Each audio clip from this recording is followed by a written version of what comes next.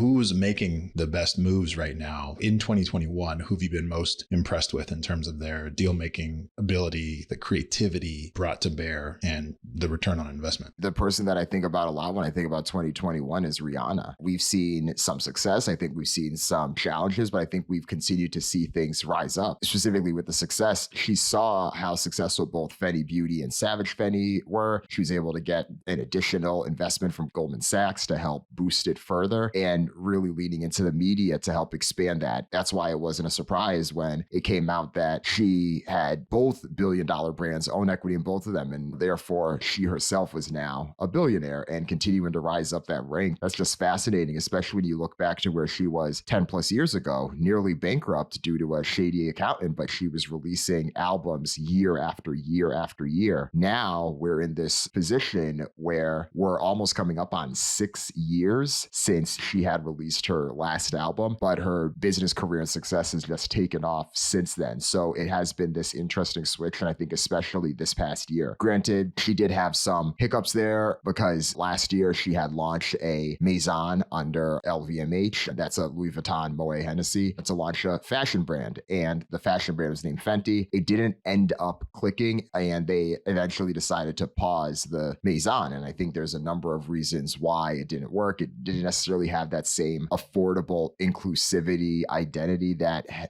worked so well for Fenty Beauty and for Savage Fenty. When you look at her and everything that she's been able to do and still take that as, a small L, but still continue to grow these bigger and bigger brands and leverage her influence, that's what it's all about. And especially just given the career trajectory as well, she's the person that I look back on as 2021 being like, yeah, this was a big year for her.